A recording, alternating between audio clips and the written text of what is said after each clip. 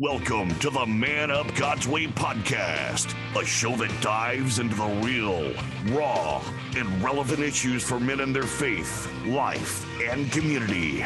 Now, your host, Jody Burkeen.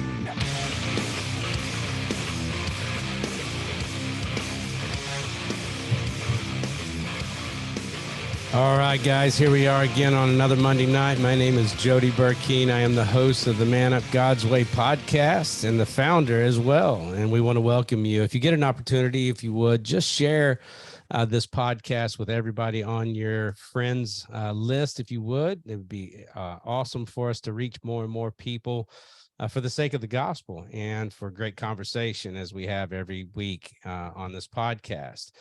We've been doing this now for almost going on our 11th month and our 41st podcast, and we're really excited tonight. Got a great guest who we'll introduce here in just a second. But if you get an opportunity, again, please share this with all your social media friends and as much as possible. It helps us out. And I've got Fergoza today in the studios. How you doing, brother? What's up, man? You staying out of trouble? Always. Good. How was your week?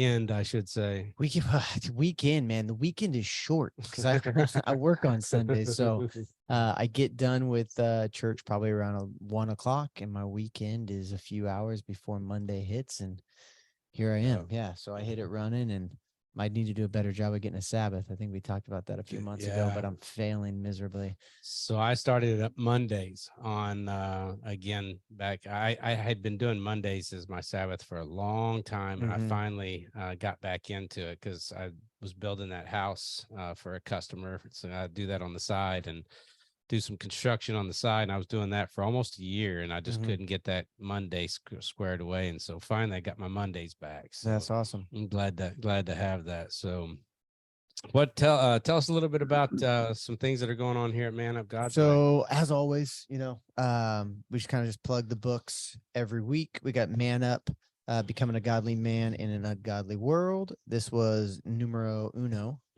And then your second book, Pursuit of a Godly Life, Living Like Jesus Matters. There we Boom. go. Nailed it.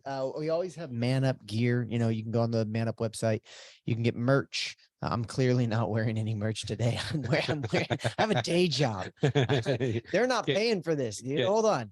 Let me cover up the sponsorship. You're going to have to pay some dollar bills for this. Yeah, I got a day job, but I need to give me some Man Up merch so I can make a wardrobe change in between my chaotic Mondays. But go on there, manupgodsway.com, and you can grab coffee mugs. You can grab our coffee, our literal coffee. We got some beans you can chop up, roast, and drink. That's what we got. We got baseball caps. We got we have an app. Check the app out. Check the app out. That's actually how we fund some of this. So the app does have a cost to it. It's a space outside of social media that we can post, not be regulated, not be, shadow banned. I know we were talking before the show started on our viewership. We're just under 100,000 downloads for Man Up. We're coming up on the end of 2023. We should reach that 100,000 downloads before the end of the year pretty easily. And we should be at 100,000 a week with 800,000 followers on Facebook. But we were when we started. Yeah, they're shadow banning us big time nowadays. So we were slamming. We were cooking pretty hot the first 3 months. Yeah. And then we drastically dropped. They were on to us. Yeah. And so, but it's a slow, steady climb, and all good things. We're not complaining. We're excited about where we're at. And 2023 is coming in hot. We actually were talking about booking for 2023. So I made a video before we started that I'll post on my social here coming up. But we are booked through mid-January right now. And we are starting to reach out to people and looking for some guests for 2023. So if you're out there and you have a book, you have a cause, you have a ministry, and you would like to reach out to us, please do so. And we'll try to get connected, and we'll see if you're a good fit for the show. And awesome. I appreciate it, brother. Thank you so much. Well, folks, I'm like I said, I'm excited and about our guest tonight, and He's a pastor, Pastor Brad, and you're going to have to help me pronounce your last name. Is it Hoefs? You're close. It's Hoefs. Hoefs. Okay, my bad, brother. And O-E like in Schrader. Okay. We were using Siri. We had Siri read it to us out loud. And that's what she gave us. So we can lay it on her. All right. All right. Well, Pastor Brad, I'm excited, like I said earlier, to have you on here. I've been talking for the past couple of years about a lot of problems. You know, we had the COVID shutdown. We had the pandemic, or the scaredemic, or the plandemic, or whatever you want to call it. We had mass chaos, mass fear. We've had financial issues, crisis. And I've been saying for, if not years, at least a year or so, I don't think we've seen the major problems from the pandemic yet. And what I mean by that is I think mentally, emotionally, that we're seeing people that are just completely burnt out, worn out, hopeless. I've never seen in my life a society that is so hopeless. We've got a generation of what I would call kids. I mean, they might be young adults, but that are coming up that are just, I mean, almost crazy. And I'm glad to have you on here tonight, is my point, because I know that with your ministry called Fresh Hope, that you are trying your best to help deal with this, and trying to bring people together to understand what's going on emotionally and spiritually and physically and mentally, and you're doing it all through a biblical mindset. So why don't you tell us a little bit about that? First of all, let's start off with yourself. Tell us a little bit about yourself. Well, sure. First of all, I'm glad to be here, and I've never thought of myself manning up, so maybe tonight I'll man up. My wife will say, "Suck it up, Buttercup. It's time to man up." Well, I've been married 43 years, been a pastor for 38 years. I almost said 38,000 years. It's kind of like to God, a day is 1,000 days. Or yeah, exactly. We have 2 grown children, 4 grandchildren, and I do all kinds of stuff. I've been a pastor my whole adult life, basically, and in 1995, I was pastoring the 13th fastest growing Protestant church in North America. And it was believe it or not, a Lutheran church, Missouri Synod church. Okay. And I was traveling all over the world, speaking and talking about church growth, et cetera, et cetera, et cetera. And most people looked at me and thought, oh man, he's really, how should I put it, an expert on this subject or whatever.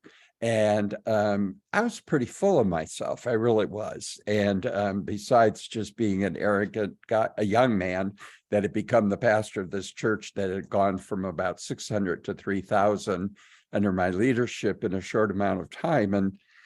But little did I know, most people would have said, oh, he's very creative and he's kind of temperamental to work with. But, and then we were trying to relocate the church, and we were trying to move to a former manufacturing plant. And it was, huge, and the city of Omaha didn't want to take it off its tax rolls, really. Right, yeah, exactly. And the reality was that we got pushback, major, big time, and we were in the news a lot. And what was happening to me was, behind the scenes, I was not well. I just was angry, agitated, irritated most of the time. And I especially took it out on my wife and my kids, and, tried my best to not let it show in the workplace, but I would end up having to drive around and be alone a lot. And the worse it got, the more I felt like I was dealing with this monster inside of myself. And it felt like the monster at times was controlling me instead of me controlling the monster. And that the monster just wanted me to, he just wanted to push out, push out of me. And I pleaded with the Lord many times over and said, help me. I don't know what's wrong. I was doing and the worse it got, the crazier things got for me with what I was doing behind the scenes. And it was like, to manage this monster, I had to let him have some control of my behavior, but not let him have complete control, if you will. And so I was driving late at night on dirt roads, hilly, very hilly dirt roads. Believe it or not, Nebraska does have some hills.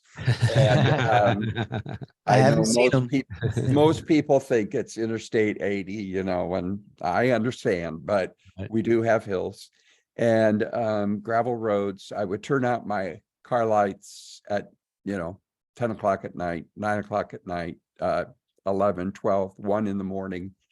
And I would drive as fast as I could without my car lights on. And I would open the car door, stick my foot out the door. There were just, if there was a murder in the city and it was on the talk radio, I went to where it was. I mean, just you name it. I was doing all kinds of risky stuff. But I had certain boundaries, like, for instance, places that I shouldn't be as a pastor, right? The adult bookstore. Well, I didn't go in, but I drove around it. It was just like crazy, ridiculous stuff. But I always felt like, I could jump off a bridge and there wouldn't be a problem. I'd survive. I just felt like I had this euphoric kind of belief about a lot of stuff. And I just felt higher than a kite. And I wasn't drinking and I wasn't taking any drugs, but I felt high. And sometimes too high. And so a lot of times I would shame myself after I did all these behaviors and kind of say to, so to speak, you should not be doing this sort of thing. You need to be home in bed. You have responsibilities, et cetera. And then I would be able to calm myself down, go home, sleep a couple of hours, be back up in a couple of hours and face another day of ministry. And I usually was at the office by 4:30 or 5 in the morning. Now, little did I know that the monster that I had a name. And little did I know it was the same monster my father had lived with in his life. And my only other sibling has lived with all of her life. And, I just pleaded with God. Well, I went to Africa, and this was about the third time I went, or the second time. And got down to Nigeria, and I was still just out of sorts, just going 1,000 miles an hour, not sleeping even when I was there. And my wife and I, we say we had $120 argument on the phone, and we had an argument, and it cost me $120 in a phone bill. Just in the phone bill. That's old school phone bill right there. Well, yeah, this was back in '95 when I had to pay for it in Africa, so, but it was $150 or $120 American dollars. So multiply that times 18 and whatever that was in Naira. And that's how much it was. I mean, and my host down there was like, "Oh, you are missing your wife." And I was like, "No, we argued." But I'm missing her, but my aim's getting better. When I got home, I didn't even have patience one day my shirt was needing to be unbuttoned before I could take it off, and I couldn't get it unbuttoned. I just pulled it off. All the buttons went flying across the room. I didn't care. And little did I know that the Lord was going to answer my pleas and my prayers. And I stopped at a place on my way out to drive to these country roads, or to take a drive on these country roads. It was just a small little outhouse by a lake that was on the way out there. Wasn't too far from where I was going, and I had to pee, and I stopped, and that's what I remember. That was my purpose. I knew it wasn't safe out there because it was completely dark. It was 9:20 at night. There were people there. And when I got to the outhouse door, there was somebody standing in the doorway. So I stepped to the side of the building, over to the side, and I don't recall turning any other direction but facing the outhouse. And the next thing I knew, after I'd gone, to the bathroom against the side of the building, I went to get in my car, and all of a sudden there was this guy behind me, and he said, I'm an Omaha undercover police officer. You're under arrest. Wow. And I was shocked. I mean, and he said I was doing something for 20 seconds other than peeing. And long story short, one could get real hung up on that. Today, I look at it and I say it's kind of like this. He fined me a $50, a misdemeanor ticket. He didn't cuff me or anything like that, but he said it was lewd conduct. And for the life of me, still to this day, I honestly do not believe that's not something that would be in my wheelhouse of go-to for sinning. Exactly. I've got plenty of sins that I would go to, but that's not one of them. Maybe it was the old adage: if you shake it more than twice, you're playing with it. Like, yes, he heard a couple too many. Exactly. And like my therapist said, did he see what he believed, or did he believe what he saw? And when you're there looking for that sort of thing, but it doesn't matter anymore today. It does not matter. I paid the price more than that. Normally, for an average Joe, it would be a $50 fine. It wouldn't have been in the newspaper. It would have been hush hush. That night I went home, and I went from very manic to a very high mania to suicidal within hours. And we called one of the elders and one of the pastors on the staff, and I told them what had happened. And the elder said, let's just have you meet with an attorney, take care of this, and then you can get some help, see what was going on, and blah, blah, blah.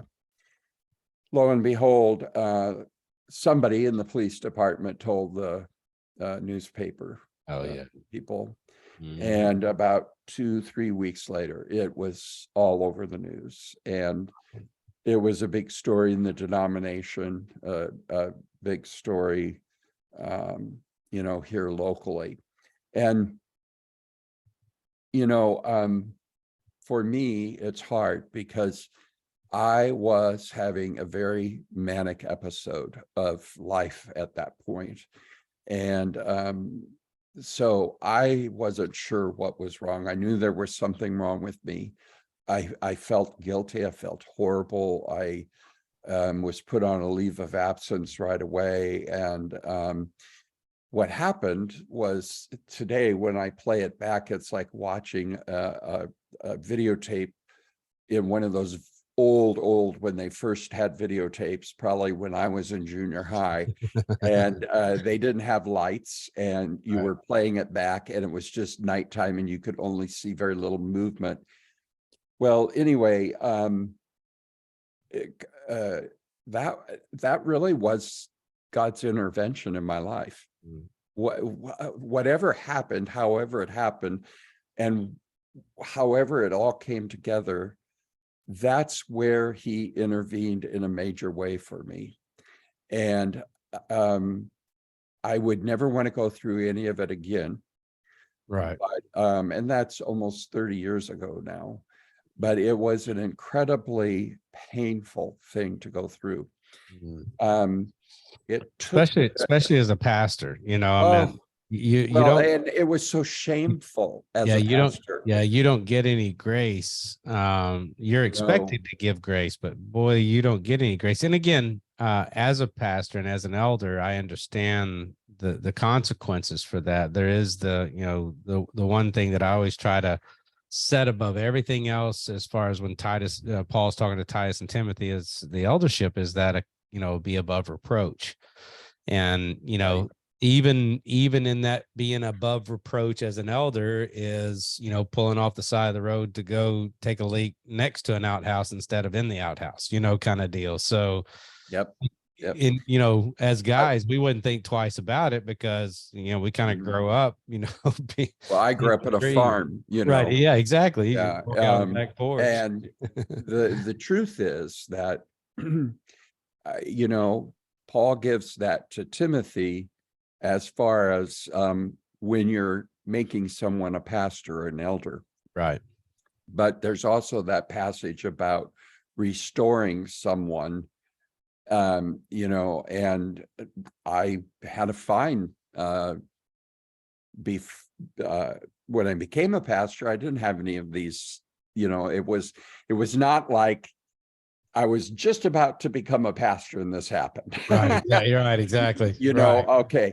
So I had proven myself to be a good pastor. And in fact, then for the next 9 months, this was constantly in the newspaper that the denomination was doing I forget what they called it, but it meant that there was a process they were going through. So anybody could call them and say anything.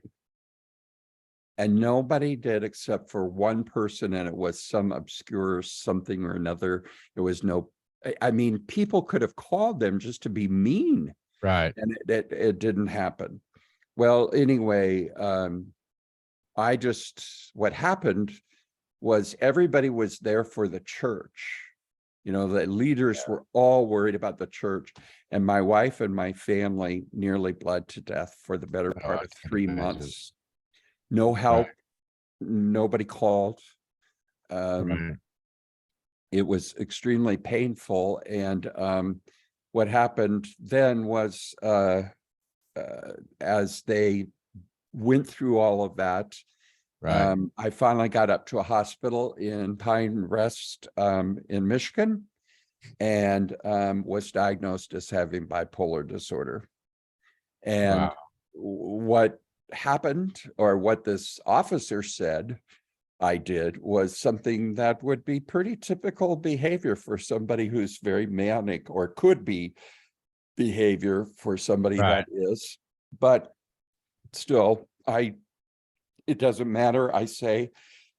But the bottom line is that monster had a name, and it was bipolar disorder. So and what year was this? 1995. Okay. And so what happened then was,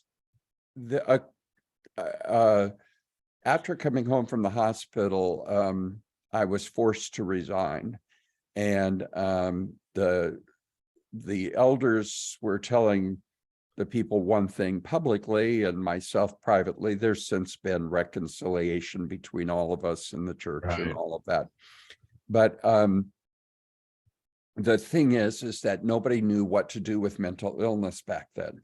Nobody knew, so right away I was disqualified from ministry because I had a mental illness. Well, that has to be incredibly terrifying, because they knew so little about it back then. And even now, if you got diagnosed with, bipolar or there's still I have some friends who, live very normal lives, and they tell me, oh yeah, I'm bipolar and I just take this medicine and I'm not crazy. But if I'm not on this, just. Yep. Check your six. Yeah. Just because I have a diagnosis does not mean I'm mentally ill at the time. The diagnosis, the mental illness shows up when you don't care for yourself and do what you need to. And just in case somebody's listening to this tonight and you're thinking, oh my gosh, I'm concerned that I have this, or I have a diagnosis, I have depression, or I have bipolar or whatever. I tell people it is quite possible to live extremely well in spite of having, for instance, bipolar disorder. The better part of the last 20 some years, I've lived with no episodes, no problems, no hospitalizations, no nothing. Awesome. And so that is possible, but you have to know how to take care of yourself and what to do. Right. Explain to us what bipolar is exactly. Well, bipolar disorder means that you are between two poles, if you will, and you're either too high or too low. Okay. And I have bipolar type 1, which I have more of the hypomania and mania. Okay. And so when I get excited or happy and in a good mood or whatever, or I don't get enough sleep, or I, am really juiced up about stuff that's happening in life, or stressed, my brain it'll make too much of one thing and not enough of another or whatever. And it will kick me into not being able to manage that myself. I liken it to this. If you were asleep, Jody, assuming that you don't have any mental illness, and I came in the middle of the night and shot you up with some methamphetamines, or methamphetamine, you ain't going to act like Jody the next day. You are just not going to act like him. You're going to say some crazy stuff. You're going to be all wackadoo. And people are going to think, what? Straighten up. Now, Christians are notorious at thinking we all have that much control over our behavior all the time. And if your brain is not functioning correctly, it's not possible to be in your right mind. Your mind is what your brain does. And so the brain has all these physical functions. It's no more spiritual than any other part of your body. But it is, so it's like being on meth, or being jacked up on drugs. You're just not going to be yourself. So I would have that happen to me sometimes. And sometimes you live that way for days. Sometimes it was weeks. And then I would have periods where I required a lot of sleep, didn't have enough energy. I could go lock myself up in a hotel room and I could do more work than my entire staff of 50 some people in, 3 days. I could do what it would take them 3 months to do. And, but then when I came home after that, I would have to sleep and I was crabby and, but I had never really had any serious depression until this all happened. No kidding. And then I was suicidal. And my mother-in-law had bipolar disorder also. And about a couple of years before this happened with me, she had died by suicide because she wouldn't take her medicine. So my wife and I are kind of experts at this, and my father had it. And it's genetic. It's just like diabetes would run in a family, or heart disease, or anything else. And just because a parent has it doesn't mean that you'll have it for sure. But if the perfect storm comes together, it can kind of let loose. And it didn't help that when I was in my 20s, we were trying to have children.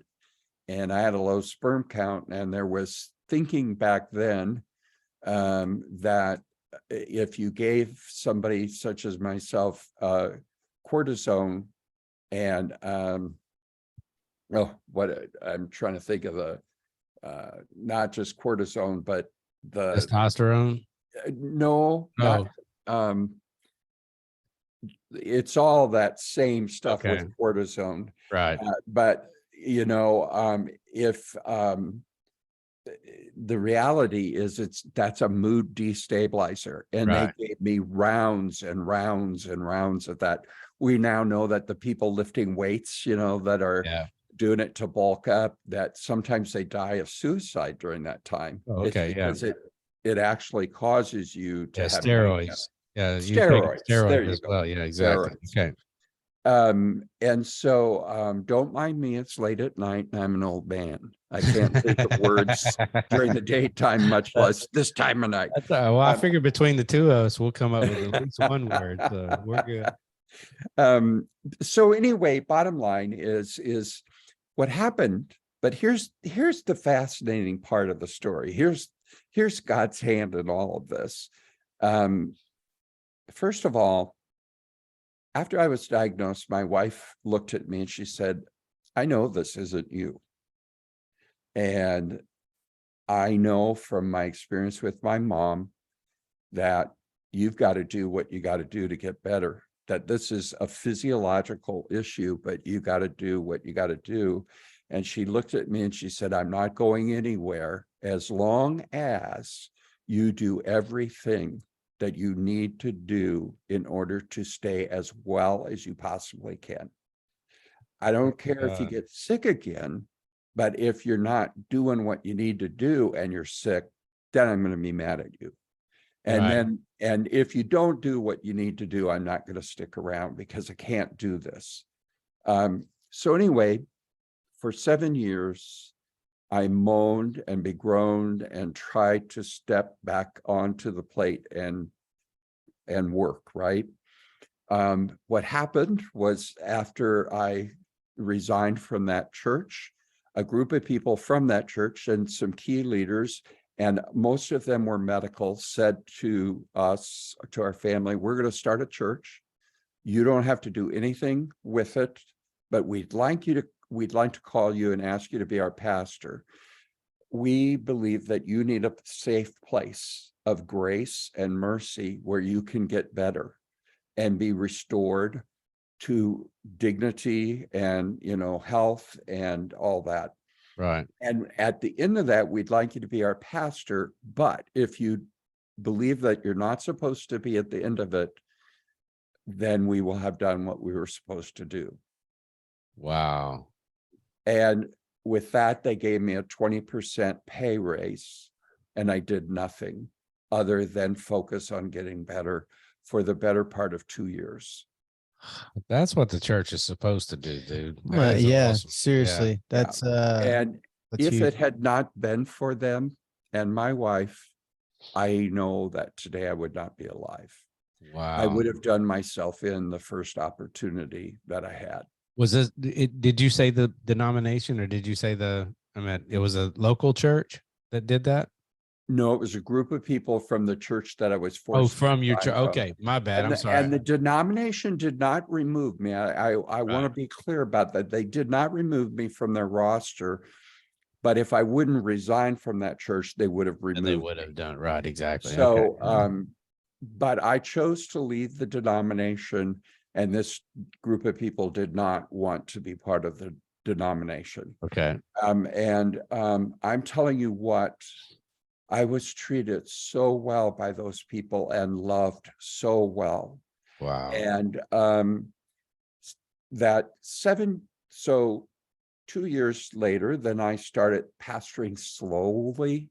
And it was tough because some of the medicines I took, I joke now that it was like a game show because they had me on a medicine to stabilize my mood, and it made me forget words. So when I was preaching, you know how you used to have the outline in the 90s, right. and people would guess what the word was, or they'd wait for you to say it or whatever.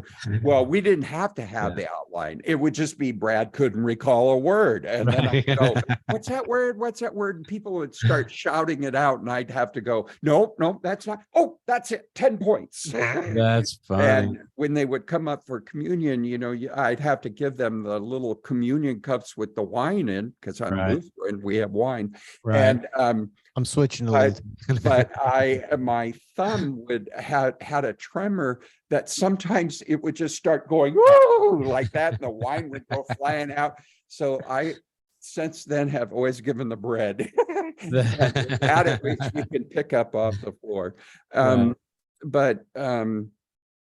they loved me well. And then my nephew was injured in a bus crash 7 years into it. And we were moving the church because it had grown. Wow. And I didn't realize all that trauma was still there for me.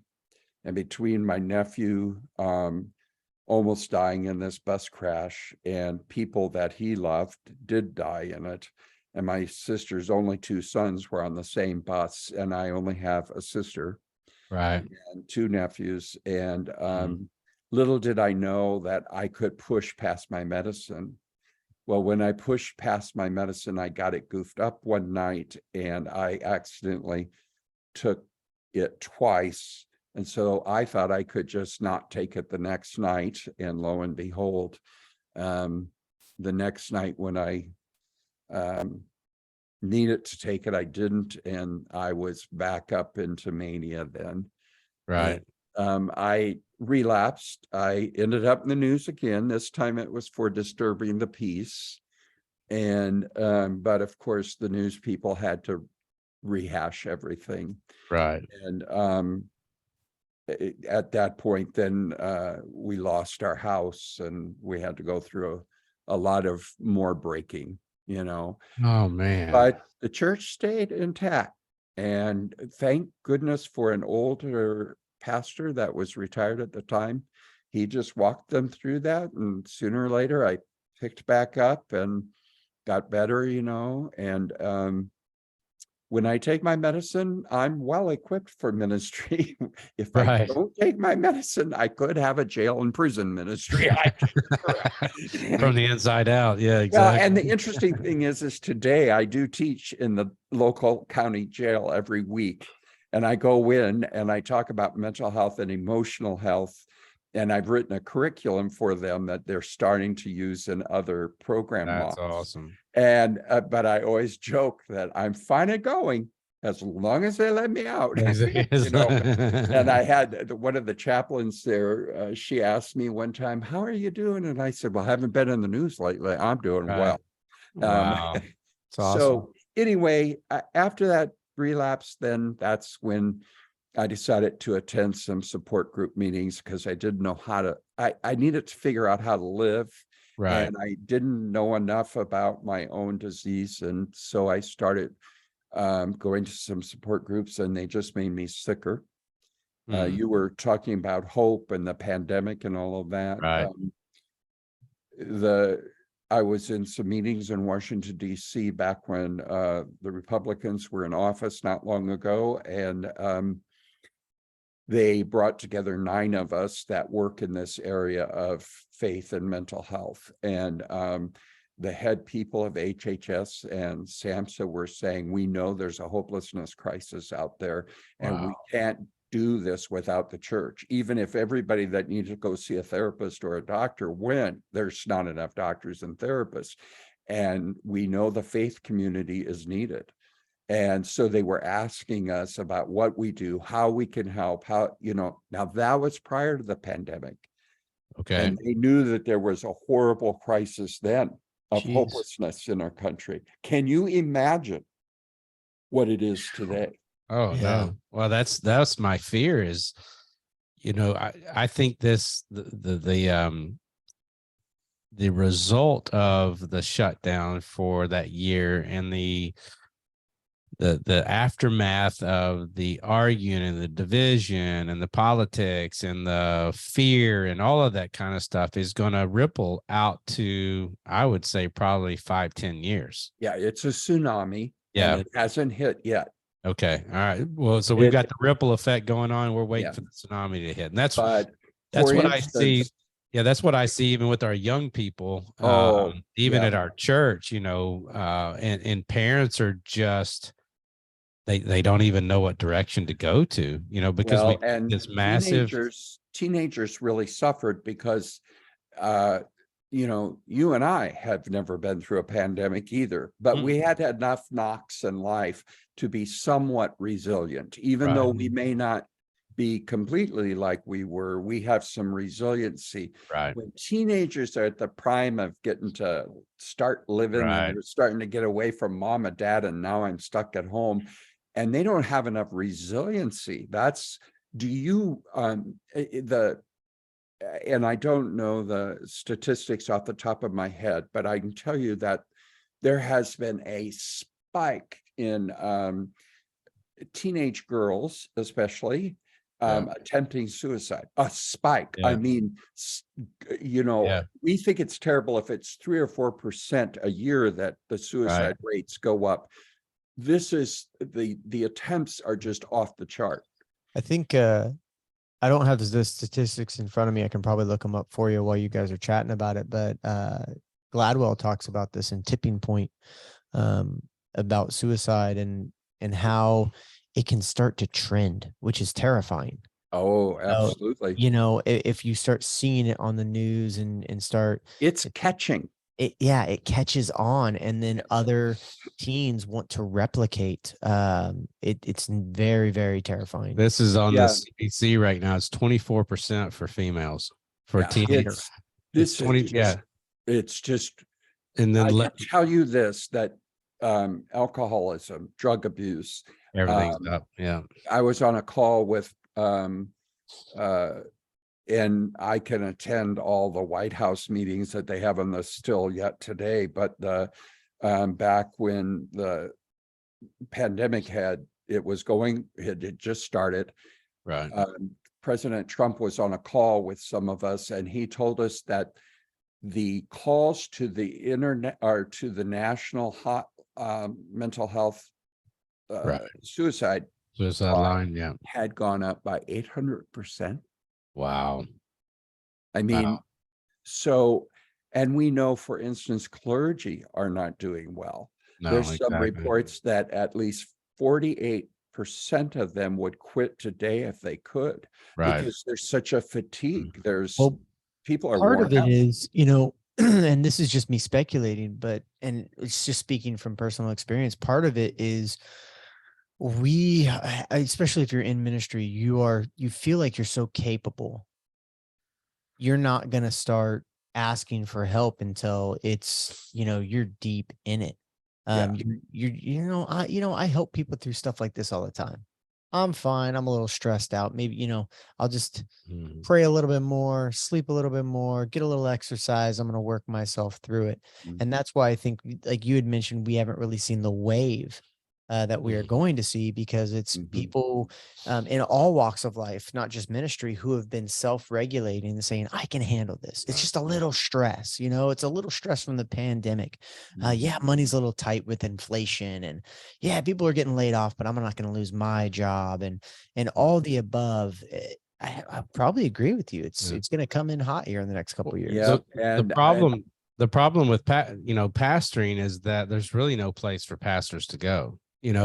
Like what like you're talking about, you have this above reproach mentality, and for you to go to someone and say, man, I'm struggling, or I'm mentally, something's wrong, or I don't feel right. I had this kind of the same thing after my wife went through cancer in 2015. And I've told the story before, but I'll let you haven't heard it. I had been a caregiver for a whole year. I had 4 young kids, and I'm a full-time pastor. I owned a company at the time, so I was running a company, pastoring, as much as I could full-time, preparing sermons, making sure the kids got to school. So I did that for a whole year, making sure my wife was okay. She had surgery. She looked like a Holocaust victim, by the time she got done with all the chemo and all that kind of stuff. Well, at the end of 2015, she was healed. By first quarter 2016, she started, getting her strength back, and she started running the household again. And it was like all of a sudden, I didn't have a place in the home, where the whole year I'd been, just balls to the wall, just doing everything I could. And I'll never forget the day I woke up and I sat on the side of my bed. And if I look off the side of my bed, there's a hallway that goes into the bathroom, and we have a walkout basement. So it's a 2-story house with a basement. So it's a 3-story drop from my bathroom. And there's this plate glass window right there. And something in my head said, run and jump. And I was like, well, whatever. So I got a shower, got ready, went downstairs, started doing my devotion, got my coffee. I'm reading my Bible, and I'm on the 2nd floor now. And in my kitchen window, I see the deck. Well, I've got this pergola over the top of that, and something in my head said, go hang yourself. And I was like, whatever, just get moving. And so I get in my car later on that afternoon or whatever, and something in my head said swerve, in front of a semi, or hit the bridge, or, just something like that. And it literally, there was like Groundhog's Day for the next 6-8 weeks. I would wake up, run and jump. I'd go downstairs, do my devotion, go hang yourself, in the car, swerve and, kill yourself. Well, finally, I had this massive job that I was getting. It was actually through the U.S. Marines, and it was going to be in North Carolina. And I was supposed to go check this job out, and they were going to give me the purchase order, and it was going to take care of me for a long time, and blah, blah, blah. And I got off the phone with the general on the base, and I got on the phone. He said, I need you to here. I'll give you the purchase order once I put eyeballs on you. I don't like doing this stuff over the internet and over the phone and all this kind of stuff. And it's like, okay, great. I hung up the phone, and as soon as I hung up the phone, I thought, I know exactly where I'm going to do it. Like, I'll be in a hotel in North Carolina. Who cares if a maid finds me? I didn't want my kids to find me. Didn't want my wife to find me. And that broke me at that point in time. And I canceled the trip. I lost the job. I went and got help. And I told my wife. Then I had to tell my church, and it was kind of one of those things that my elders never saw it.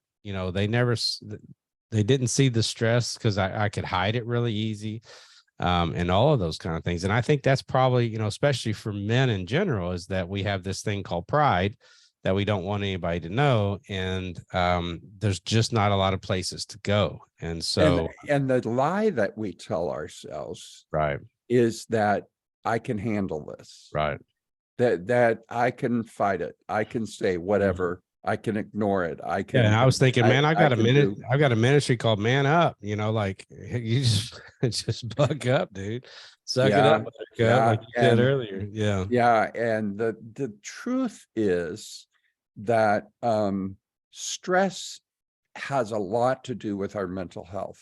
Oh, yeah. How we handle stress, what we do with it, and most people are burning the candle at too many ends. Amen. And the middle, and they aren't caring for themselves and resting.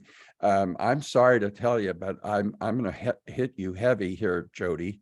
Okay. You were talking at the beginning of the podcast tonight that you been working this building house and all that. Right. When do you take a sabbatical, and Mondays were your Mondays.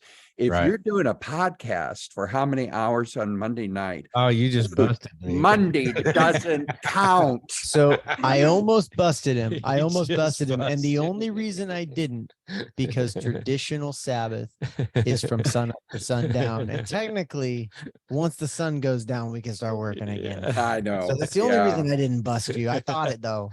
As long as you're shutting down Sunday night, when Sunday night happens, that's your Sabbath. Then Monday night is back on, baby. Well, part of the Man Up teaching is, learning to have those spiritual disciplines of learning to read your Bible, pray, repentant lifestyle, fasting, and honoring the Sabbath, honoring a Sabbath, not the Sabbath. Well, and I went to a pastor's retreat. This was back when Bill Hybels wasn't Bill Hybels yet. And I told Rick Warren when I saw him a couple of years ago, I knew you before you were Rick Warren. And I peed next to you at a urinal in Palm Springs, California at a retreat.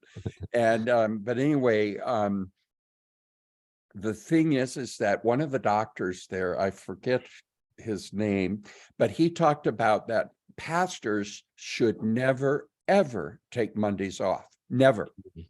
They should always work and make the church pay for that day. because you have post-adrenaline blues. Well, yeah. And that's the day of the week that most pastors quit. So he said, just go in and be mindless. Sit there aimlessly, clean it off, answer a few this, put papers in order, but make them pay for it.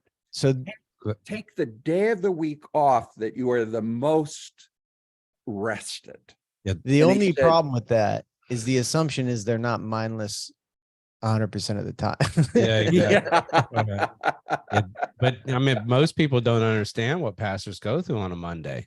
Like there's this, so you start literally Monday thinking about Sunday's sermon, and then Tuesday, Wednesday, you're researching. Thursday, Friday, you're writing. Saturday, you're formulating. And Sunday, it's like the Super Bowl, and all of a sudden you've got this up.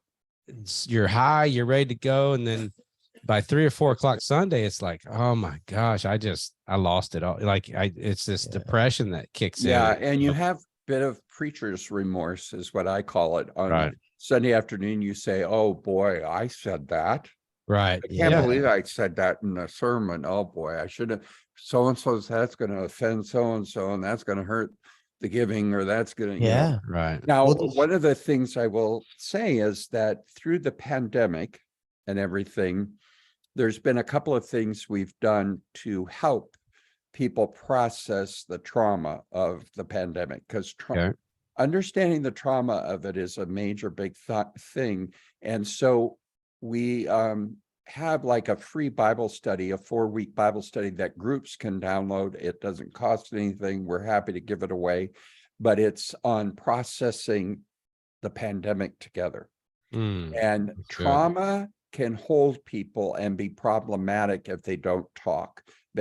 And men are horrible. We are horrible at processing our emotions and feelings.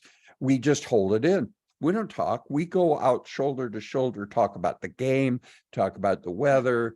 When women go out for lunch, they face each other and talk, and I'm so upset, or I'm this, or I'm that, and they're processing emotions, but men we just don't do it. And so that we have that study, but we also have a thing for pastors and their spouses that we just have started, and it's called Healing the Heart Wounds of Ministry. And it just teaches, and not teaches, we don't teach pastors anything new. We give them the opportunity and the space to actually experience how to process emotional pain and emotional wounds that happen in ministry, happen because we're working too hard, we don't have our priorities set straight, or whatever, and for the spouse. That's good. That's really good.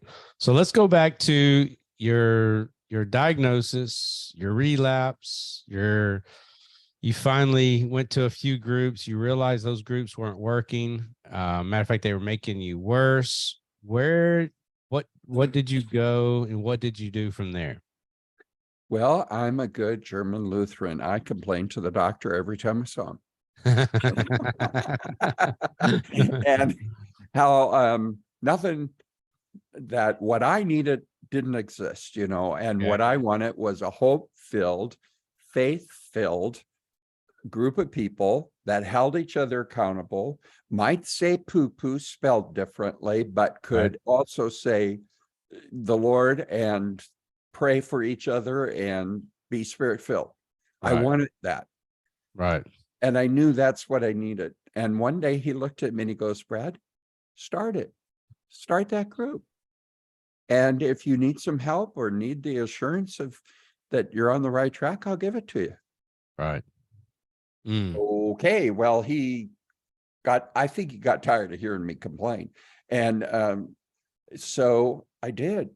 And I started the group, and I thought for sure, I was certain that I would start the group. We'd have people there the first night, and when they realized who I was and what my story was, they would quit coming. Wow. And that isn't what happened. They said, if a church can show up you that kind of grace, and you're doing this, I need this. And what happened was, bit by bit, churches across the country were looking for something that was faith-based. There was Celebrate Recovery for the, hurts, habits, and hangups, but mental illness is not a hurt, habit, or hangup. Right. And it's not a choice. It's not, I didn't choose to go wackadoo. And by the way, I'm the only one who can use that word. Unless you have a diagnosis, then you can call me wackadoo. It's just like a lot of those other words out there. Yeah, exactly. You can't use the C word. I stopped using the C word was a thing that was just a op-ed that I wrote that was written. My son was like, "Dad, do you realize how provocative that title is?" And I go, yeah, exactly. But it's the crazy C word. Yeah, I got that. I was going to say that I used to call my wife that. I don't do that anymore. So yeah, no. But the bottom line is that once that started, to me, I had been trained at the seminary quite extensively in how to help people with alcoholism. And to me, there's a lot of similarities. Like once I started getting better and they put me on the medicine to stabilize my mood, I kept looking at my wife and saying, "Is this how normal people feel? This is blah. Right. This is boring. This isn't, there's nothing exciting about life." And she said, "Yeah, get used to it. Now you're going to be an adult." And I'm like, "Oh, shoot." That's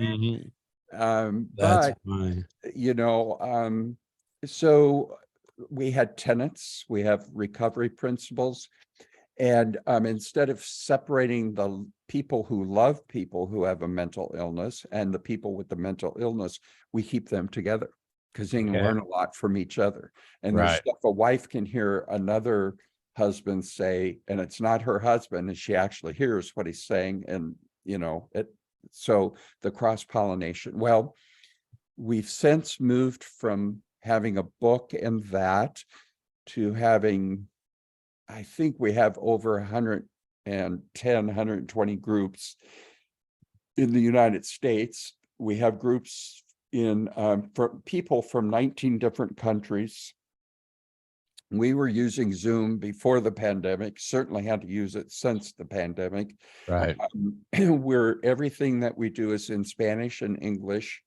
And also now Japan is starting Fresh Hope. And so it's being translated in Japanese, and into Hong Kong is doing it. So it's Chinese, and then 3 languages from India.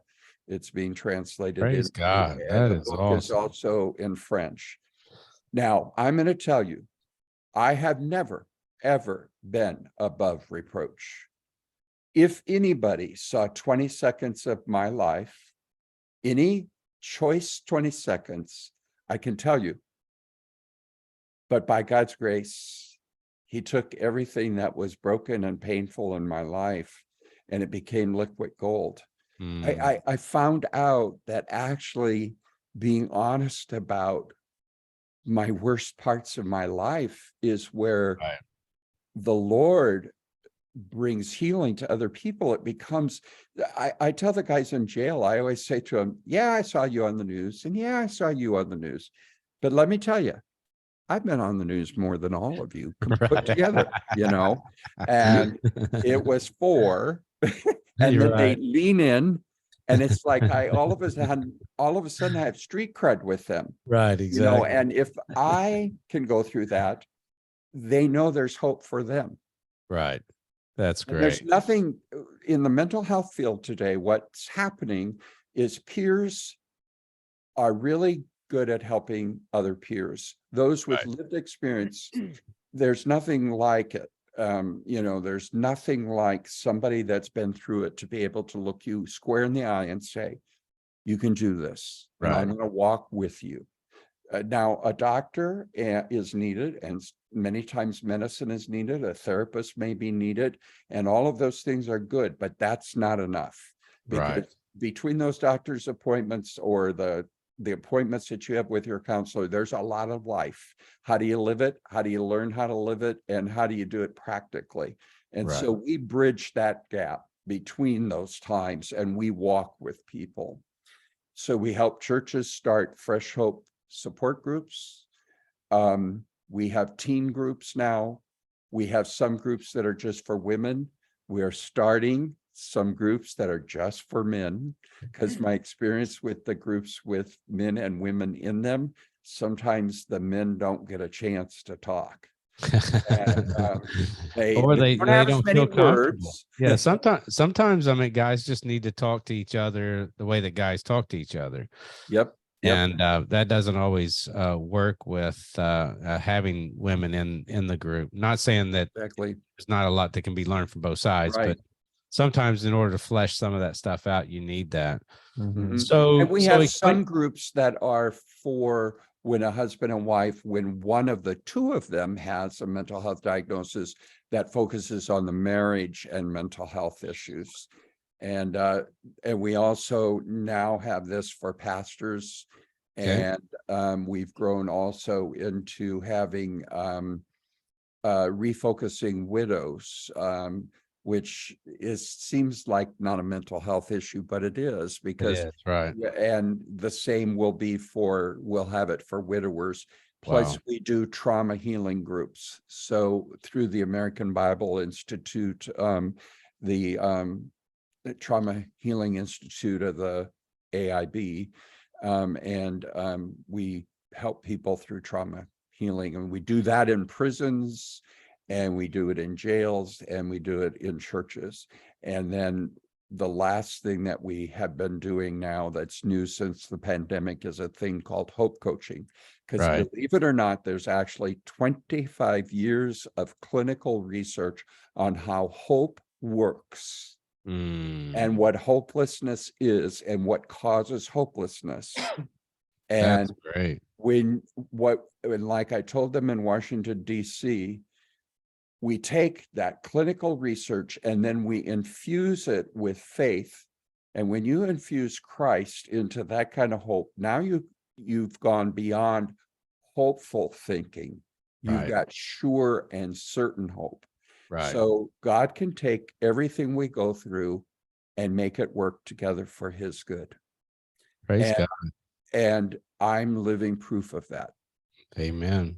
And so take me through. So each group is really based on, is it mental issues or emotional issues? Is it anxiety? Is it group, any kind of mental health diagnosis, the main groups, the Fresh Hope for mental health groups. Right. Now, what I do in the jail is a little different. That's both meant, it could be because you've got a diagnosis. It could be because you have addictions. It could be because you've been incarcerated. But I can tell you this, everybody has emotional issues. Right, exactly. Everybody does. Right. And so a lot of what we cover in that is emotional health and emotional regulation, and what trauma does that stunts your emotional development. But we also cover that kind of stuff in our Fresh Hope groups. Okay. But we also, in the Fresh Hope groups, you have an expertise there of people who have a diagnosis. They've gone through trying to find the right medicines. There's some expertise that you wouldn't have, like if we were only talking about emotional issues. But we talk about all those things. A lot of men don't realize that they might have a high IQ, but they don't have a very good EQ. Right. And it's not very high. And so they're not able to regulate their emotions. And especially once they get mad, it all goes out the window, Wow. That's a issue for most men. It's like learning to, and one of the things that we try to do here at Man Up, God's Way, is to get guys in the Word of God, be full of the fruit of the Spirit: love, joy, peace, patience, kindness, goodness, gentleness, faithfulness, and self-control. Like, if you're doing some of the spiritual disciplines, not saying that the world's not going to kick you in the knees every now and then, but if you're doing those and you're learning the Word of God and you're praying and you're having a repentant life and you're fellowship and you're discipling and being discipled, holding those things accountable, men are 10 times better than they are by not doing those things. And so I can see how these groups would work. So walk me through, let's say, well, I am a pastor. So let's say I have issues at my church that maybe I haven't identified somebody to lead this group right now, but maybe there's 2 or 3 people that I know that are bipolar or that have, some kind of schizophrenia or, they're on medications, they're on something to control one or all the above. What would I do as a pastor through Fresh Hope? Okay. 2 things that you said, may I just speak into? Heck yes. 1, you don't know anybody that is bipolar. Okay. You only know people who have bipolar disorder. All right, man. Okay. They cannot become their diagnosis. Got it. That's one of the stigma busters that we got to do, is to help people. I have bipolar disorder, but there's sure a heck of a lot more to me than just that. Okay, got it. But secondly, none of the medicines, for the most part, that are given ever control anybody. They hopefully help the brain function better, and make the right chemicals, and then the person can control themselves better, Right. And so what would happen is you could contact us and say, we'd like to start a Fresh Hope group at our church. And great. And we'd introduce you to Samantha. She lives in El Salvador. She's a pastor, Assemblies of God pastor that was diagnosed as having bipolar disorder, and prayed to the Lord one day. She was not doing well. And she said, I just want to meet one pastor who's living well with this, Lord, just one pastor.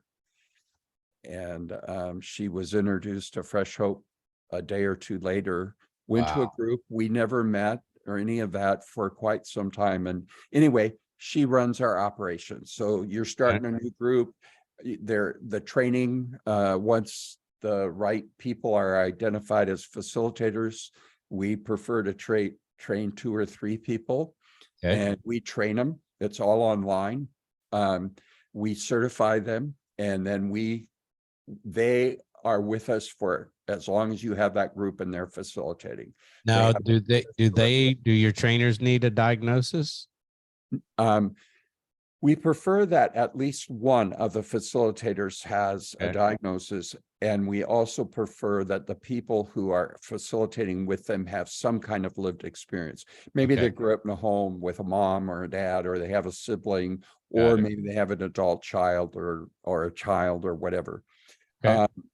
And if they are a clinician, we don't mind clinicians doing it, but they have to approach it as a peer, not a clinician. Got it. And, the reality is the code of ethics for a therapist is that they're not supposed to discuss their personal issues with you. Well, that's part of what the problem is.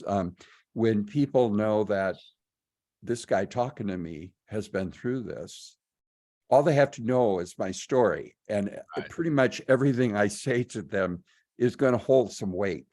It's like a Catholic priest trying to give marriage advice. Yes, exactly. Yeah. Yeah. Exactly. So, but now with our hope coaching, that's different. That's just to help people in any situation. So anybody that wanted to have, and by the way, we have churches that are training everybody that is a small group leader, all their men's leaders, all their women leaders, all their Sunday school teachers. Everybody's being taught how to do hope coaching, because all hope coaching is a very simple way of dialoguing with people who are in difficult circumstances and may or already may have become hopeless. Wow. And what would that cost for somebody to go through that kind of training? The truth is, we give most of it away. Seriously? Yeah. It's more important to us that people have access. Now, there are material costs. There's the cost for a book. There's technically supposed to be cost for going through the training. Maybe someday we'll actually charge for it, but it's more important for people to have that. And quite honestly, you don't run into somebody and go, "Oh, you sound hopeless. Let me put my hope coaching cap on. And here's my card, by the way."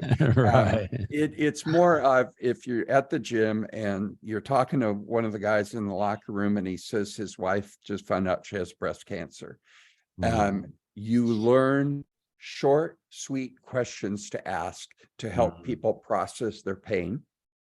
Once you've heard their pain, maybe it's after a conversation or two with that person, then you ask one question or two that helps them see steps forward. Right. And once people see a step or two forward that they can go forward, they will not become hopeless. As long as hopelessness, very simply put by all the research of 25 years, is this.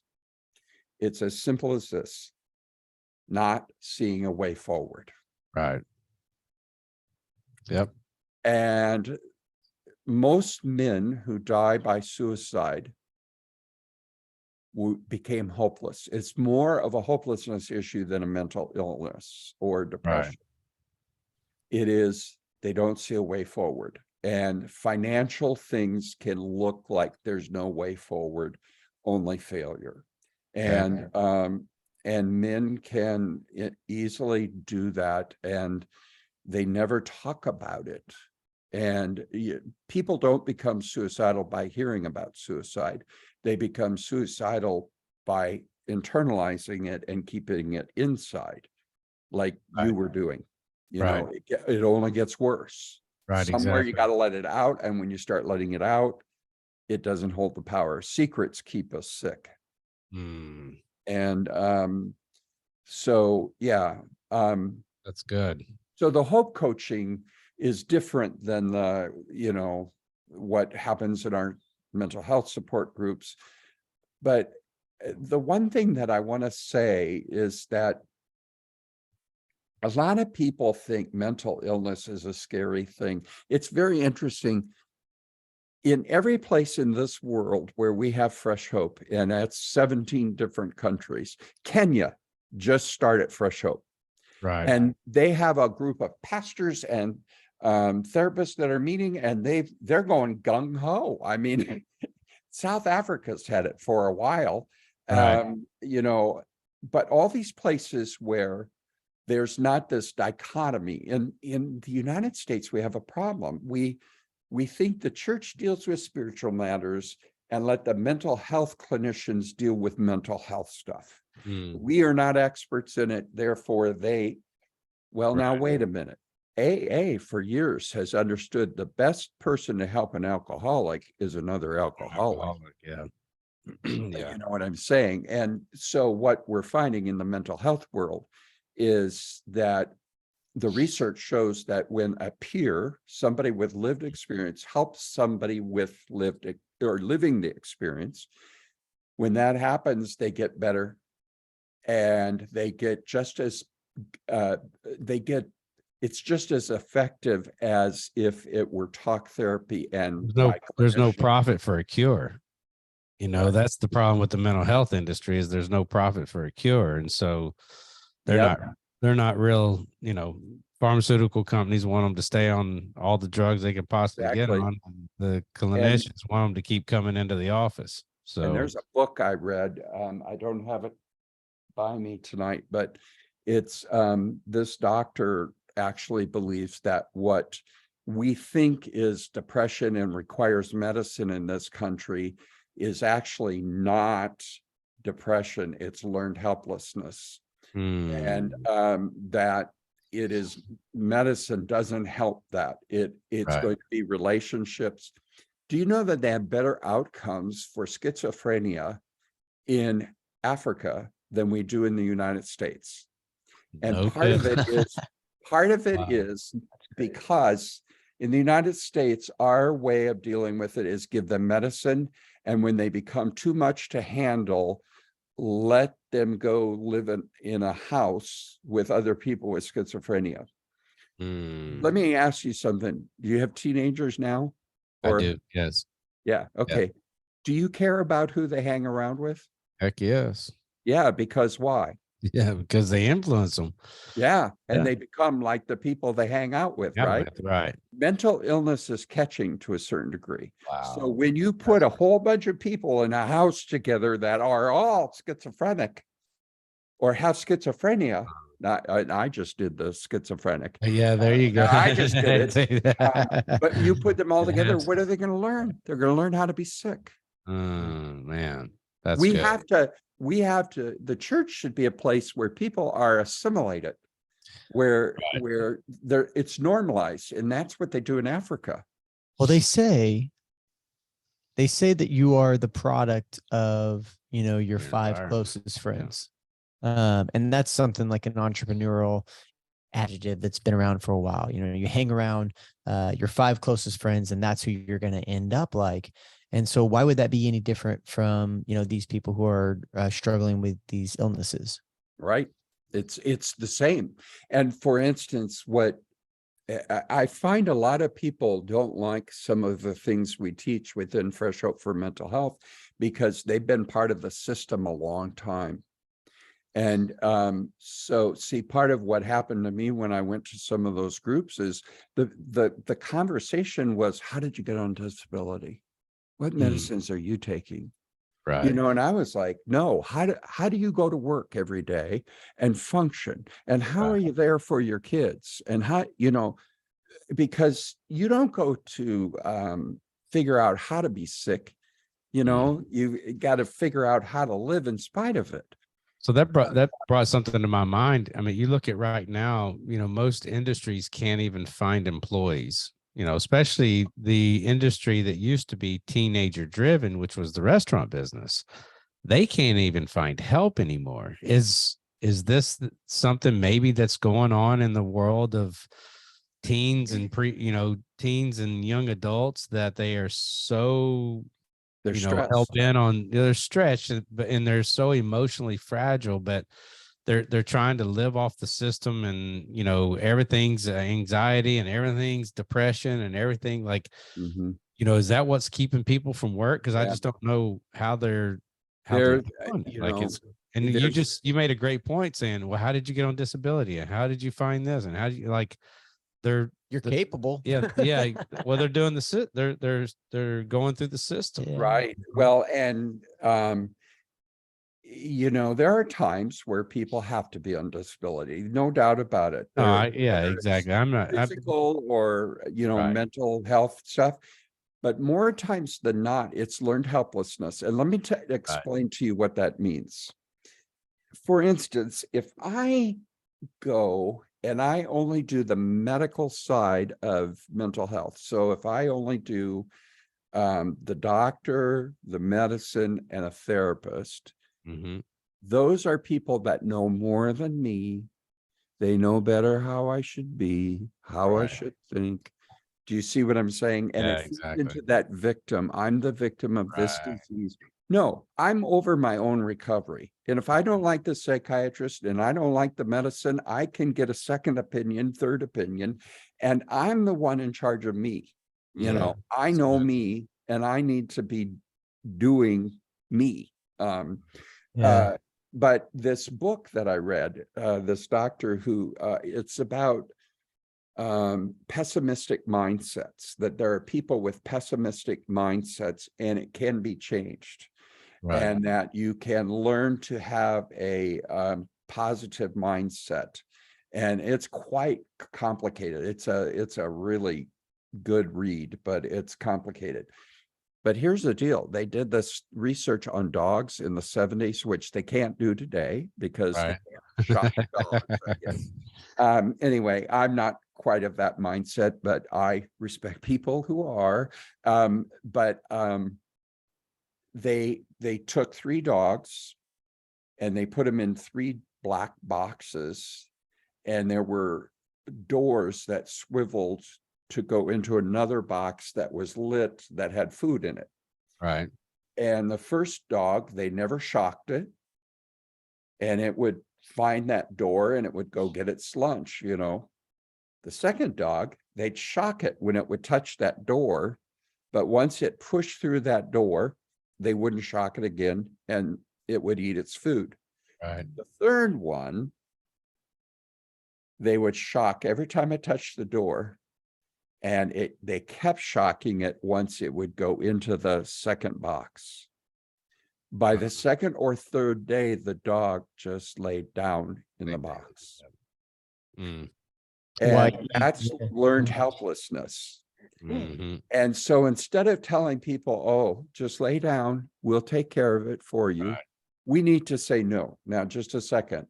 We're going to teach you how to be resilient. We're going to teach you how to have a different mindset. And the very interesting thing about science and what we, they're finding out a lot more about the brain and brain scans and all kinds of things. We're kind of in the dark ages with the brain because there's been so many other diseases that have taken so much time to overcome. And now we're kind of at the brain in the medical field. And the interesting thing is, for instance, science is now proving the Bible to be correct. Right. They can do research on the brain, and you can chemically change your brain by detoxing your thoughts and your thinking. Stinking thinking and ruminating cause more problems for people mental health wise than a lot of other things. Exactly right. We came up from a different generation too. Like I've had some rough goes in my life. I've been homeless for a period of time. I've been down and out with no money. And luckily I was involved in a sport. I was involved in wrestling for a really long time. And I had some great coaches, mentors who built mental toughness in me. There's not a lot of that in the, I'm turning into one of those old guys. Oh, that kids these days, aren't resilient, but we're not allowed to. My brother is a wrestling coach and a PE teacher, and, he'll call and he'll limit to me on what he's allowed to do and what he's not allowed to do. And, what's okay, what's not okay. And it almost makes the job of our teachers and our counselors in schools and our coaches, it's very difficult to raise the same type of mental tough kids. Have you ever heard that? Have you ever heard that saying that says hard times create strong men create good times create weak men, and weak men create hard times? Yeah. And that's kind of the cycle that we're going in. If you look at the baby boomers who came out of World War II, balls of the wall, ready to conquer the world. Those hard times created strong men. There was some really, and the women back then were just as strong, and then strong men create good times. And from the 40s, late 50s to the up until now, really, we haven't had major issues. We've had a couple of financial issues, but nothing other than the Vietnam War and the Afghan War and little things like that, but nothing here in the United States. And then all of a sudden these good times create weak men. And weak children. And now we've got, weak men are going to create hard times. I mean, we've got to get, I'm 53, and, that generation between 35 and 80 have got to do something a little bit different than what we've been doing. We got to buck up and get ready for it. Well, it's interesting because I feel like I'm in that category, or I'm in that group of, as hard-nosed as I am, I don't always feel like the strong man who's got it all figured out. There are moments of mental weakness. There are moments of, I want to give up. It was interesting. I was hearing you talk about, I've been pretty open on this show of struggling with suicide before, and, some of my music leads into that. But you had mentioned that it's not depression. It's how did you phrase that? Because it struck me. We were talking about hopelessness. Yeah. And it's so when you didn't see a way forward. Yeah. So you can only see a way out. And maybe why our young people are shooting each other and killing each other in our urban areas. They're hopeless. And I think this is correlated. I think that, and again, I think I'm on the other side of this. When things get so overwhelmingly tough, I fall out of my depression. I actually get fired up. Like when things get really, really bad, I have a direction. Like I know how, okay, I have a huge problem to fix. I got this. I know what to do. It's when things get easy, when money's in the bank, when things are going well, that's when I actually struggle with my depression. It's the opposite. And I think it might be a generational thing to where I think it's spiritual, because it's more than a generational thing. It's spiritual, because I see it in church. When people have money and they're on vacations and they're going away, the next thing you know, they're falling away from church. They're not reading their Bibles. They're not, spending good quality time with God. And it's this cyclical effect that happens. It's almost like the Deuteronomic cycle that happened, the Israelites, oh, we're worshiping God, we love God, and here their nation is great. And the next thing you know, they start worshiping idols and God makes them a slave, and they just keep doing this over and over. And that's what we do, I believe, in our spirit. Well, we do that. There's a lie in, and I could get in trouble here with some pastors, I suppose, but here's the lie that even modern day evangelicalism is teaching people. Right. That once you say that sinner's prayer, you don't need to worry about your sins anymore. Yeah, well, I don't know about you guys, but when I read the Bible, I see that Paul, the older he got, the more he was claiming to be the chief of all sinners. Faith is not we sin until we die. And so we've got to come to the Lord and confess to him on a daily basis and receive forgiveness and live out of forgiveness. I don't remember what we were talking. Okay. So I always say that you'll never be sinless, but you will sin less, as a Christian. Well, why did Paul think that he was the chief of all sinners towards the end of his life? Right. I don't know if he was reminiscing or, but I look back on my life, when I first gave my life to the Lord in 2003, what I was doing then was nothing like what I do now. Oh, right. You know what I'm saying? You know what I'm saying? That's what I mean. Yeah. Yeah. I'm not saying that Paul was, doing those same things. Yeah, exactly. I was not saying he was sinning even more. Right. What he realized was that one sin was exactly. It was too much. One sin was already. And I think what we do to ourselves in this society is somehow we've got this idea that there's this ideal I have to live up to. Right. And the reality is everybody is broken.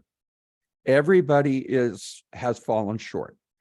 I am not better than a lot of other people. I'm better off if they don't know Jesus. That's it. Right. And but this whole mindset of what were we talking about with the mindsets? We were just talking about the weak-minded kids, and then them not having jobs and not getting into just into society in general, because of this, just because of the emotional we get into immaturity. Right. The immaturity really easily. Right. I was part of and by the way, when Paul says take captive your thinking, right, scientifically we say detox your thinking, be in control of what you think, and it'll change your mind, your brain chemistry. Well, it changes your heart chemistry too. It changes your whole but have you ever seen that? Who's the guy that used to play the psychiatrist on TV? Kelsey Grammer. No, Fraser. Oh, before that. Yeah, see, I'm just that much older than you. That Bob Newhart. Yeah, Bob Newhart. Yeah. There's a skit. If you type in his name into YouTube and put Bob Newhart skit, stop it. Right. And the psychiatrist, he charges by the minute or something. Yeah, that's and good. This lady says, I want to do this and this and this. And he says, well, stop it. Stop it or I'll bury you in a box. Yeah. That was her Yeah, I fear, was going right? to bury her in a Yeah. box. She said, So- I'm scared of being buried in a box. He says, well, does Exactly. it drive you Some crazy? of what we taught our kids was failure's good. Right. In fact, really, none of us ever grows without pain. And No, I think not at that's all. what your producer's saying. I can't think of Fregosa. Yeah. You could tell it's even getting later now. More words that are not coming to mind. But the fact is that we are we just don't, we think that we're not going to be broken and we're not going to we shouldn't have as much pain or whatever. But every time you have pain, every time, see, you get up and go when times get tough. That tells me you have resiliency. Right. It's when the going gets tough and people can't go, that's something's wrong. I was part of the dark horse research that they did out of Harvard. You can check it out. Just Google the website. One time I thought, did that doctor really call me? Was I really part of that research? I had to look it up once myself. I didn't make the book because I think they were a little apprehensive about some of my answers in regards to faith and how that allowed me to, to make it through resilient. But the bottom line is that when I went through everything, I found out what I was really made of. Right. If you would have told me I was going to go through it, I would have said, I'm going to fall apart. Mm-hmm. But some of our talk to ourselves, about ourselves, before we ever hit hard times, has a lot to do with how we handle the hard times. Right. For instance, if you say things like, I could never handle that if that happened. Mm-hmm. Don't say that out loud. Now you're giving the enemy ideas. Yeah. And secondly, you're already telling yourself you can't handle it. Yeah, I keep telling God not to make me a missionary in Hawaii. Yeah. But, so sometimes you just got to say, stop it. Right. Yeah. Amen. That's great. Be strong, and it's not the pull up your bootstraps kind of strong. Be a man enough to say, I'm having suicidal thinking. Yeah. Right. I think part of the issue that people have with the pull it up by your bootstraps is because, they're taking that as, oh, see, it's not that bad. I think the realistic of, hey, this is the situation I'm in. Like you said, hey, this is what I'm dealing with. I can either choose to succumb, or I can step up to the plate and overcome it. And it's a mindset. No one got anywhere by having a victim mentality. But I'm guilty of it. I've had that before, but you have to overcome that, and you have to look yourself in the mirror and say, nope, I'm going to do this. But there's times where we absolutely have to process our pain. Of course. We need to, Christians are notorious at trying to sugarcoat pain. Right. Jesus will get you through this. I'm praying for you. God's got your back, blah, blah, blah. Read the Psalms, folks. Read the Psalms. Those people were saying, God, why are you so good to my enemies? And they were Jewish. They were not, there's a Hebrew word for anger, and it means your large intestine hurts. Right. That's what it literally means. Okay. Oh yeah, it's a spleen thing. What is that? Yeah. So the bottom line is that the whole business of complaining to God and hurting and feeling your pain is important for processing it. You can't minimize what you're going through. But it's then at that point, do I sit down and now say, this is so horrible, I can't move forward? Or do I do what is a godly lament? And that is, so God, only you can solve this. I cannot solve it. I will not even try to solve it. But while you're solving it, God, I will trust you. I will praise you. I will focus on you. And now you've looped yourself out of the stinking thinking onto what you're going to do while the Lord takes care of the problem. Right. That's good. That's good. Well, brother, why don't you tell us a little bit, how does somebody get a hold of you guys? Just go on freshhope.us. If you want to email us, you can email me at pastorbrad@freshhope.us, or my assistant is Maria at freshhope.us. We have a YouTube channel. We're on Facebook, all the typical places. We have a lot of free resources. We have a podcast also called Fresh Hope for Mental Health, and I interview people that have gone through mental health issues, as well as leaders and doctors and other folks in the mental health field. And yeah, I'd love to hear from many of your listeners. I'm curious, no questions on your chat tonight or anything? Well, we had they were running through a little bit, but I think a lot of thumbs ups and good jobs and great conversation, but no questions. So we didn't make a lot of amens. Yeah, we didn't make the point of saying ask a question. I completely forgot. So we had one. I thought maybe they'd want to know what I thought of Nebraska football. That's almost a hopeless situation anymore these days. Yeah, you're sounding like a lot of the teams out there nowadays. They're not hurting. A lot of them are hurting. The big guys are just running all over everybody. So, but I two things real quick before we let you go. Your groups, people, I want you to understand that you could go to a group, get training to do that. You could also become a coach and learn how to better be equipped for some of the issues that might arise, especially if you're in a church. I mean, I would highly suggest that you do this. Matter of fact, I was signing up as we were talking, you and Fregosa were talking for a minute, and I was signing up to become, get some info on the coach, because I think that would be good just as a pastor, just to have, I'm a rub some dirt on it kind of guy, like just, I'll fix it for you, don't worry about it. And that's not a good way either. So yeah, no, it's not. Yeah, no, it doesn't help, somebody who's grieving or in some, very emotional situations. And so I'm learning that as I've been pastoring now for 17 years and 18 years. And it's, wisdom is catching up with me, which is good. So is age, and it helps me a lot, compared to my earlier days. So go to the website if you want a group or to understand now, what a group is or become if a they coach. want to attend a group online, you can find groups in local cities. Got it. But not every state has groups. Okay. Many do.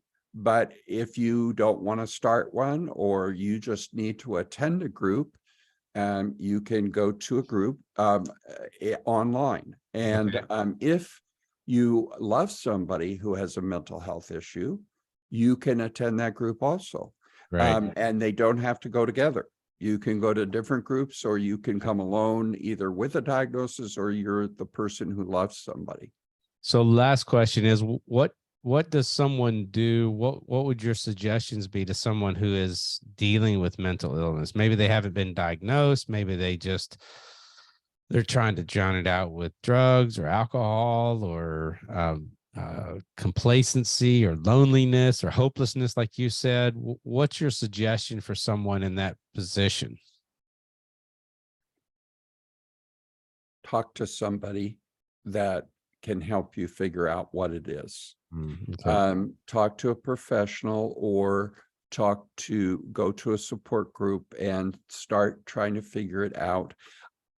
Mental illness, if you have a mental illness, for instance, it's a lot like, I'm going to really show my age. I'm going to be 65 in February, and I've had hearing aids for quite a few years, and all the men in my dad's side of the family have hearing problems. And so somebody gave me $6,000 to buy hearing aids years ago. It was a gift. I bought them. I hardly wear them. And hearing is a strange thing because you think it's a volume issue. It's not. It really is. I can usually hear. I can't understand what they're saying because I'm losing high pitches for the consonants and the T's and the Z's. Oh, that's interesting. Okay. And so what I've learned though is if I wear the hearing aids, my hearing gets better for a couple of days then, and then I don't wear them, and then I'm okay, and then I have to put them in, and okay. Bottom line is mental illness is a lot like that, as well as your eyes. If you don't wear your glasses, your eyes are going to get worse. Right. But the glasses can slow the impairment of the vision down, if not sometimes even reverse it. Right. So if you think there's something wrong with you, go sooner than later to a doctor. Medical doctors, the internists are not always the best people, but they can be the best place to start. Yeah. But I want to tell you something. If you have something, let me ask you this. If you had cancer of the lung and you never smoked a day in your life, and would you feel like you were a weak man because of that? No. No. Of course not. No. Same is true if it's with your brain. That's good. The same is true. Do you know that your brain is going to get buried with your body? Because it isn't going to go to heaven separate of the rest of your body. Right. It's just as I always say, your brain is no more spiritual than your large intestine. We could go farther down that line. Right, exactly. Okay. And that's funny. And by the way, I wrote down on my list here that there's one more thing I want to mention before we go, but go and talk to somebody, because if you have an issue, be a man and face it. Amen. Face it. Don't pretend like it's not there. That's not being a man. That's being a wimp. And we men are kind of wimpy when it comes to discovering whether we have cancer or diabetes or whatever. We don't want to know, now like it'll go away. You're meddling. Now you're meddling. Yeah, I know. Trust me, I'm meddling. Preaching to the choir. Yeah, well, I know gluttony is a sin that God hates, and I have never preached a sermon on that because I'd be meddling in my own business. I get it. But isn't it interesting how I can pick the other sins up that other people have? Well, that's always easy. Yeah. Oh yeah. But so what's your last thing there on the list? Okay, men have a ball problem. Okay. All right. Okay. Now, the ball problem is this. We think we have issues. Everybody's got issues. I don't care who you are. And I have the spiritual gift of triggering people. So if you think you have no issues or you don't have significant issues, come and let me live with you. Right. For 24 to 36 hours, and I'll trigger you most likely, and we'll know what your issues really are. Right. I'll do some digging fast. Exactly. Okay. So what we think we need to do is, I'm not a victim of this issue. I'm not this, and I will take this and push this, and I will take care of it by my sheer grit and will. Right. Right. So it's like having an issue like alcoholism, for instance, or emotional regulation or trauma or whatever. We think the issues is like a big, huge beach ball that's greased up with Crisco. And now we're out in the middle of the ocean and we're going to try to manhandle that thing and keep it under the water, right? Because we don't want that thing popping out and other people knowing our stuff. And some of us have multiple ones to keep under the water. And what happens is the minute the stress hits in life and the ocean swells up and the waves start hitting, the balls are going to pop out. They just are. And but there is a way to receive healing and process those issues that it actually lets the air out of those balls. And it's not by sheer manly grit. Right.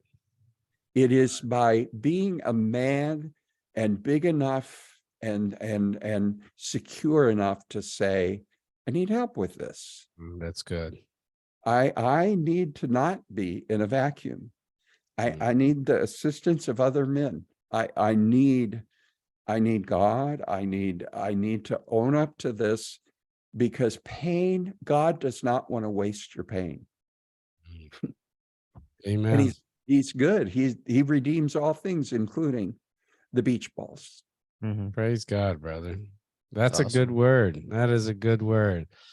Well, Pastor Brad, we're praying for your ministry. Lord, what an amazing just vision that God has given you, and a passion behind that. Unfortunately, he took you to the belly of the whale in order to get there. But I think what you're showing people is that that's the protocol that people need to understand, that you know what they're going through, and to be there as a peer and not somebody that's lording over them to an extent. Even if you're not, a lot of times people just think that, you think you're better than they are. And when you're sitting down eyeball to eyeball, man, it's so much better when you can do those things. And so make sure, folks, that you go to freshhope.us in order to check out a group, to start a group, maybe even to become a coach. Make sure that you support this ministry. And more importantly, if you do feel like you have mental illness, suicidal thoughts, please don't wait to talk to someone. Even if it's just someone really quick tonight, call them, check in with them, and just make sure that that you at least let them know that there's some issues, some problems. And then tomorrow, make sure you get on the phones and call a physician, and we will be praying for you. So, Pastor Brad, thank you so much, brother. There are no hopeless situations. Amen. Amen. I love that. Good stuff. Love that. Well, we will see you soon, and we'll talk some ministry here later on. And again, we'll be praying for your ministry and look forward to what God is doing for you. So God bless, brother. Thank you. Thank you. You've been listening to the Man Up God's Way podcast. Visit us on Facebook, Spotify, Apple, iTunes, and our website at manupgodsway.org.